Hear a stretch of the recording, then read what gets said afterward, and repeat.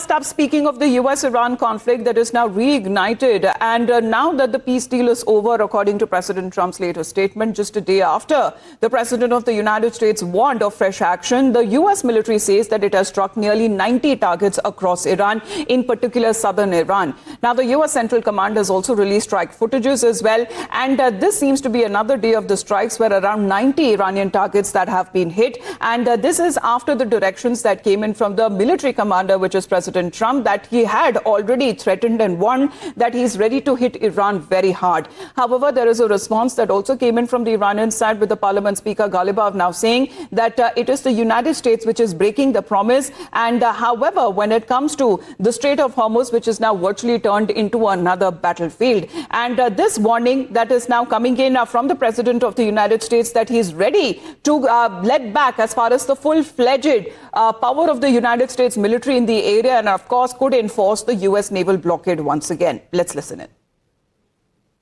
We hit back much harder. Are we returning to full-scale military conflict, sir? I don't know.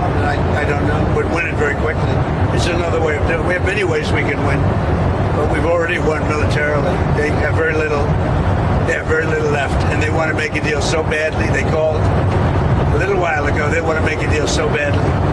I just don't know if they're worthy of making a deal. I don't know that they're going to honor the deal. That's the problem. If they want to make a deal, why do you think they attacked commercial vessels?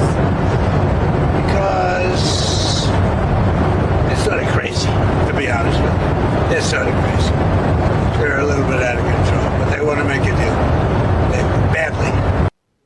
Now, when we speak of the President of the United States, he's claimed that Iran is desperate for a deal with the U.S., but they are not in any mood to strike a deal at this point. On the other hand, Iran has made it clear that they will not respond with dialogue, but with action. And as far as when it comes to President Trump's reaction that had come in, and the statement where he had called and referred to the Iranian side as scums and liars and such kind of terminology that has been used by him, Iranian side is of the opinion that if the war of words is something that they want to ensue, but this is not something that they're going to tolerate, if they can give out statements because with civility, but if on the battlefield, then they are ready to hit back with equal measure. Let's in the meantime also talk about explosions that have now been reported across southern parts of Iran. And this is now going to be the third consecutive day of the U.S. military strikes targeting Iran, mainly when it comes to the port areas, which have been targeted by the U.S. military. Now, blasts and when we speak of these explosions that have been heard in Bushehr, we're also looking at other areas as well that are also Jagadak and also Konarak, with these reports coming in of these fresh strikes that have been reported near military and strategic locations, further escalating tensions between Washington and Iran. Let's Tehran. In the meantime, let's connect also with the Shinjoy on this. So Shinjoy, Bandar Abbas, we're looking at Chabar, we're looking at Bushehr, all of these, the third consecutive day of the military U.S. strikes that are being conducted. Serious fighting is clearly going on. And the Iranians have also struck. They have struck or tried to strike air bases of the United States in the Gulf states. Now, if that has happened, then we are looking at something very close to a full-scale war. Now, how this will end, how long this will go on, remains to be seen. You heard the president speak. He said that, look, they are desperate to make a deal, but they are slightly cuckoo. And therefore, this will go on. These operations will continue.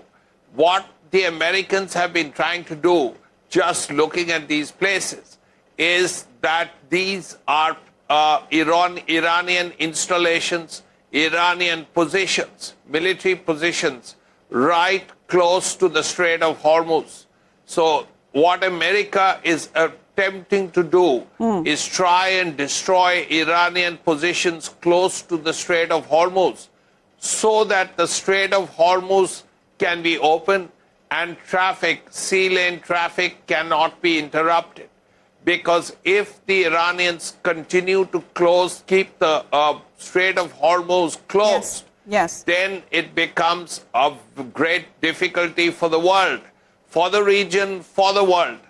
And also the next thing to look forward to see is whether America enforces that naval blockade or not. Yes. But civilian infrastructure also comes under threat, Srinjoy, because Iran has now accused the U.S. of also launching a strike near its only civilian nuclear powered, as renewed hostilities are continuing between the two warring parties, and we're looking at for the third consecutive day. So these are the areas that we mainly take a look exactly when it comes to the coastal regions, and this is very near to the Strait of Hormuz, very strategic as far as its location is also concerned when it comes to the use of the IRGC's military installations. So all of these regions, Bandar Abbas, Bahar, Jaska, Sirika, Abu Musa, we are looking at Bushehr, are those locations that have now been hit on part of the United States. There has been continuous military strikes, and according to President Trump, as he used the word as retribution, saying that this is a response of the Iranian strikes when it comes to commercial vessels in the region, which were actually seeking for a passageway along the Strait of Hormuz, which Iran does not agree to. Now, in the meantime, we will talk about the Israeli point of view over here. Of course, Israel never wanted this war to end. They never wanted this MOU or this peace deal to be signed, and now they say that they are now ready to continue with the strikes on Tehran for the third time. Israel, meanwhile, has signaled that it remains on high alert despite recent diplomatic efforts, with Prime Minister Netanyahu declaring that the war is far from over and urging the country to remain stronger than its enemies. Now, stressing the preparedness for any scenario, Netanyahu has now said that Israel will continue to safeguard its security interests, and echoing the message, also the Israeli defense minister says that its military is now ready when it comes to striking Tehran for the third time. Srinjoy, as far as Israel point of view is concerned, because it is now saying that we told you so. I mean, with Iran, you can never have a complete and a fully respected MOU or a peace deal. It never wanted the war to end in the first place, and it never wanted this peace deal to be also signed in the first place.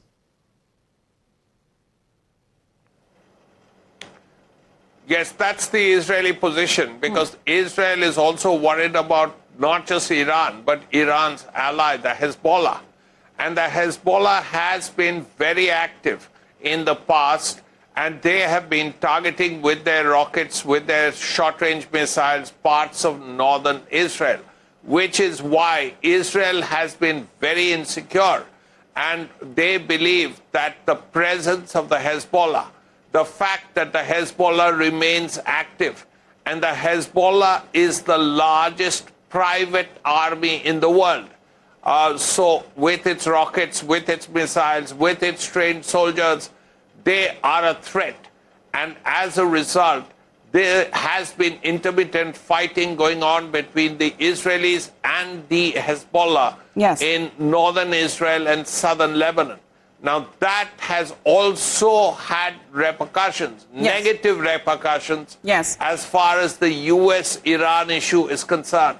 And all of this. So this is also coming at a time where, Israel says that it is on high alert because there has been retaliatory strikes that has been carried out by Iran. And the previous, second part of the same conflict, Tehran had also directly hit Israel with missiles and also with drones. Thank you very much. Appreciate you joining us here on the broadcast, Srinjoy. Well, that's